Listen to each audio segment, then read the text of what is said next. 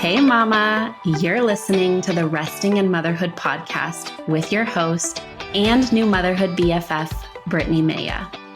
I'm a certified infant sleep specialist, but more importantly, I'm a mama navigating my own motherhood journey right alongside you. So join me weekly as we discuss the real, raw, and relatable truths of motherhood. We'll touch on everything from the ugly and difficult things we think but are afraid to say out loud, to the beautiful moments that uplift us and bring us so much joy in motherhood. So go ahead, take a deep breath, embrace the chaos, and join me for heartwarming conversations that'll leave you feeling understood, inspired, and ready to tackle whatever motherhood throws your way.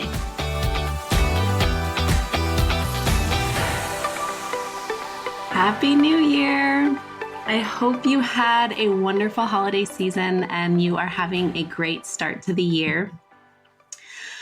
I am so excited to be back after a little rest and relaxation and just spending time with family. And I want to just jump right in. So I will start with sharing how I'm currently finding rest in motherhood. And how I am currently finding rest in motherhood right now is by actually resting more. So that means going to bed earlier, sleeping in a little bit later, taking time when I have a free moment, if Lila's with her dad, or even if I'm with Lila, just kind of snuggling up on the couch. If I'm alone, I might read my book. If she's playing, I might choose to read my book instead of trying to get everything cleaned. So I'm really just prioritizing rest for myself. And we will dive more into this actually as I jump into what I want to chat about today. But one thing I do want to mention here is I want to acknowledge the fact that I have a 4-year-old who sleeps through the night, who sleeps a good 11 and a half to 13 hours at night, just depending on the night. And so finding rest is easier for me. I mean, I'm getting more rest at night because I'm able to get that consolidated sleep. Does that mean she's sleeping through the night every single night? No, we'll wake up some nights where we still bed share. She might snuggle up next to me. She might just like put a hand on me to make sure I'm there. But it's nothing like the first 2.5 years of her life where we were waking very frequently and I was having to nurse back to sleep and then trying to get back to sleep myself. So I want to acknowledge that finding rest in this current season of life is much easier for me than it was 2.5 years ago, a year ago even. So if you are in the throes of sleep deprivation, if even last night was hard, if you're in just a hard phase with sleep, I just want you to know that I see you. I promise it's not for forever.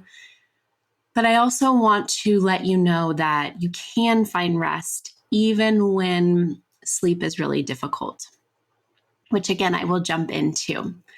So I am just really excited about this episode because the new year used to be something that really, really stressed me out and gave me a lot of anxiety. I felt this immense pressure to make these radical resolutions and essentially change my life overnight, which wasn't a great feeling when starting a new year. But as I've grown and really started learning more about the human body and our cyclical nature, I've totally changed how I see the new year. We've gotten to a place in society where we're really disconnected from nature and our root essence as humans. And you might be rolling your eyes thinking I'm weird or a little bit woo-woo or crunchy. And I would have rolled my eyes at myself 5 years ago. Old Brittni would not believe who I am today, both in motherhood and just as a person in general. But motherhood has really opened my eyes to who we are as humans. A lot of that has to do with looking at who we are biologically as humans and how I've studied infant sleep, how I've studied the maternal baby dyad. And while we know that women are cyclical beings due to our cycle, we often don't take into consideration that the seasons impact our bodies. Just like seasons impact animals and nature, if you think about trees, grass, and flowers, they all go dormant during the winter. They essentially hibernate like bears as they rest after a busy season of growing and blooming. And while we aren't trees or flowers, I know that, our bodies are absolutely impacted by the seasons. I just recently saw a study that said humans on average need about 2 extra hours of sleep a day during winter, which is just fascinating to me. Winter truly is a time for us to slow down, turn inwards, and really nurture ourselves. So, New Year's, especially if you live in the Northern Hemisphere, isn't an ideal time to try to start a new workout routine or become super productive overnight like we see on social media. We can see the new year instead of this as an invitation to slow down, reflect on the year we had, and reflect on what we would like this new year to look like. Instead of setting those hardcore resolutions, we can instead set intentions for the new year. We can reflect on what went well last year, what was hard, or where we struggled, and use that to guide us when setting intentions for the new year. But these intentions can be things we work on for the whole year, instead of trying to join in the rat race and feeling like everything needs to change right away.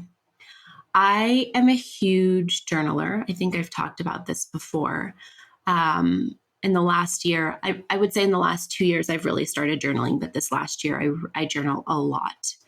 And I take this time sometimes I'll do it before the new year. Sometimes I won't have time before the new year, just with life and busyness. And so I'll dedicate some time after January 1st, whether it be a week after, 2 weeks after, 3 weeks after. And I will do just exactly what I just said. I will take some time to reflect on the last year, my struggles, my highs, what I think went really well, what I would like to maybe work on as a person, as a business owner, as a mother. And I really use that time to just go inward. I don't use it as a time to stress myself out about getting everything right, being the perfect person. Instead, I just use it as a time to reflect and really ground myself as I'm heading into a new year. So instead of feeling like we need to change everything or change overnight or completely change our diet, we can use these first few months of the year to really, truly ground ourselves, center ourselves, and prioritize rest. Then, as the seasons start to change and we head into spring, we can use the boost in energy and mood that we usually get as the sun starts emerging more and more to start implementing more changes that feel good. I actually had a conversation just the other day. I live in Colorado, where we are very lucky. I think that our saying is we have sunshine 365 days a year. We do get cold winters, but I was chatting about how I always say oh, I don't get seasonal depression. And then midwinter, I'm doom and gloom. I'm sad. I'm moody. And then as soon as the sun comes out in March or April, I'm like, oh my gosh, this is who I am as a person. I'm not always this down. So just to show, right, that these seasons really do impact our bodies. So instead of seeing the new year as a make or break moment, we can see it as the season of reflection, which then leads into the season of growth, and then let our bodies follow the seasons. And by really turning our attention away from changing overnight to a stance of tuning into ourselves and nurturing ourselves, the new year can feel really beautiful instead of stressful. So your intentions will be unique to you. But one thing I wanted to focus on today is how you can prioritize rest for yourself in the new year. As parents, rest and sleep often feels like a distant dream a lot of the time. And we also tend to put a lot of emphasis and attention on our child getting more sleep. But we forget to focus on our own sleep and sleep hygiene.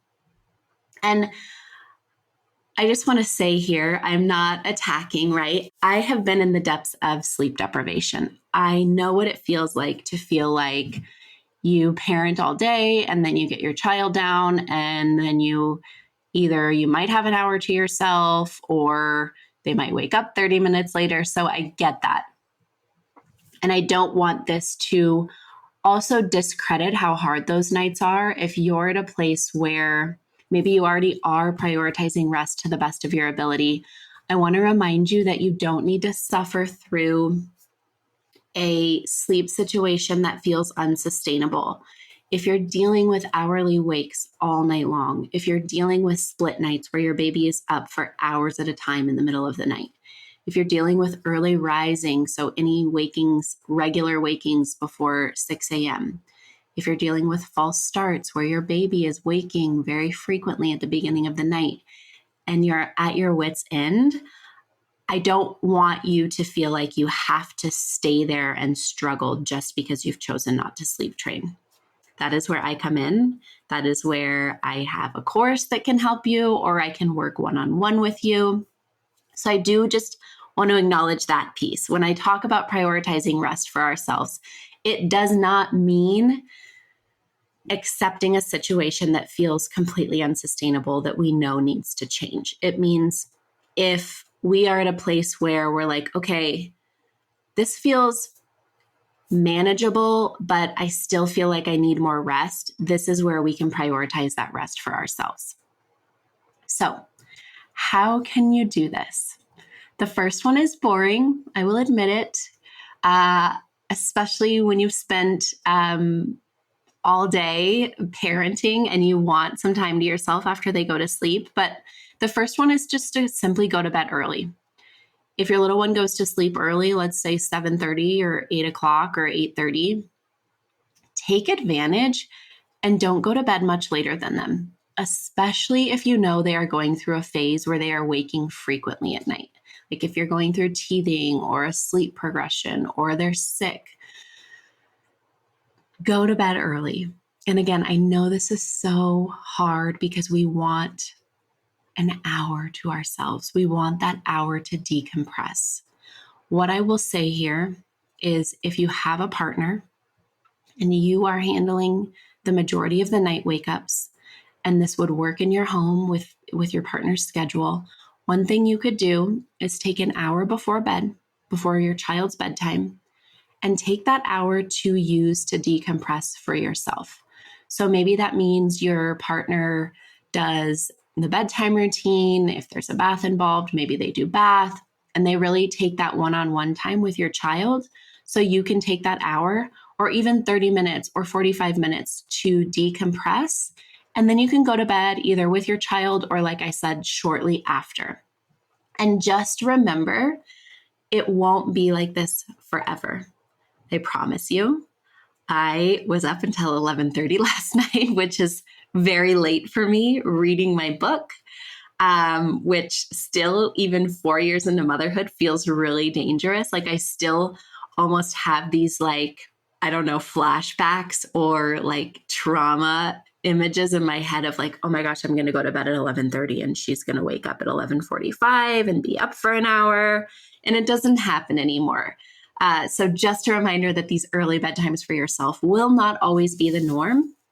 And the other thing, I just had a client yesterday, we were talking about this, and we talked about how I was saying you can prioritize going to bed earlier. And she said, I know, I feel so bad because then I feel like I'm not getting time with my husband. And so in that situation, another thing that you could do is plan like 2 dedicated nights a week where you're spending one-on-one time with your partner after baby goes to bed.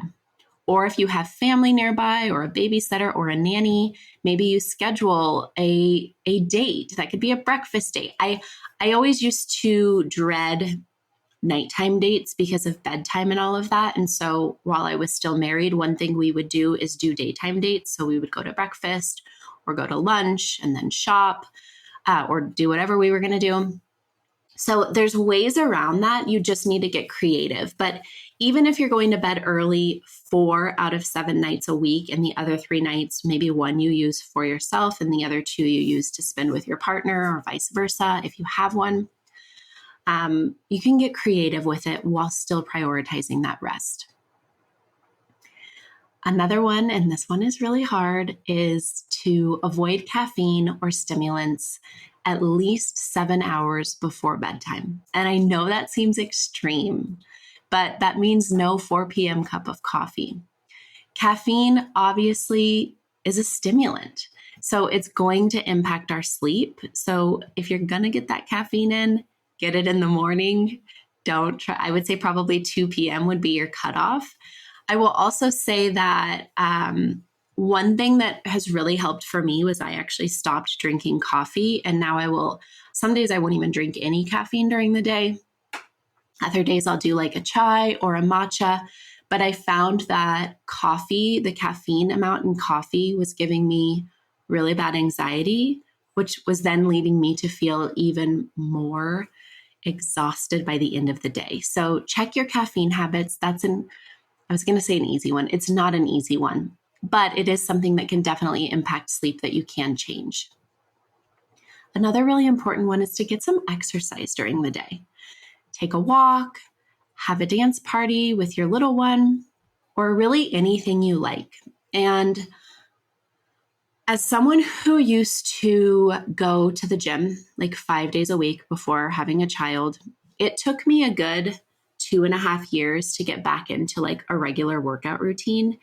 And I think that was because I had this image in my head that I needed to go to the gym and get this super intense workout like I used to get, which for many people, that's just not realistic in the first few years of motherhood. So when I say get exercise, just like I said, that could be taking a walk. That could be having a dance party with your little one. It could be setting up a yoga mat on the floor while your little one does some tummy time or plays on the floor, and you just do some stretching. Or maybe if you enjoy yoga, you do like a 10-minute yoga class. There's tons I do Peloton, but I know there's free ones on YouTube. Something to move your body, whatever it may be. That movement is good for getting our energy out. It also helps with our mood. So exercise is huge. Kind of piggybacking off of that with going on a walk. Another one that's really great for our sleep and great for our baby's sleep, our toddler's sleep, is getting outside regularly. Ideally, I would say if you could get an hour outside a day, the more the better. If you can do more than that, that's amazing. But if you could spend an hour outside a day, that is so good for you, especially in the early morning. If you can get outside while the sun is bright and you've just woken up, even if that's to like go outside on your patio or in your backyard, whatever the case may be, for 5 minutes with your little one and just soak up that sun, that's amazing for your circadian rhythm. And then maybe you go on a walk later. If you have a yard or you have a park nearby, you can go set up a blanket and sit in the grass and just soak in that sun while your little one gets some wonderful natural sensory play. Outside time is key, and it also doesn't have to be like one consecutive hour. Just like I said, you could take 5 minutes in the morning to go sit outside. The longer, the better, but I also want us to be realistic with ourselves.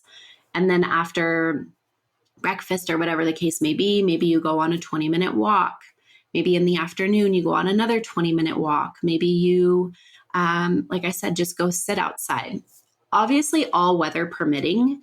But what I will say is even in Colorado, where we do get cold winters, we have those occasional sunny days in the middle of winter where we can get outside. And so when you have those warm days, if you live in a colder climate, take advantage of them because it is so good, not only for your circadian rhythm and sleep, but it's amazing for your mental health.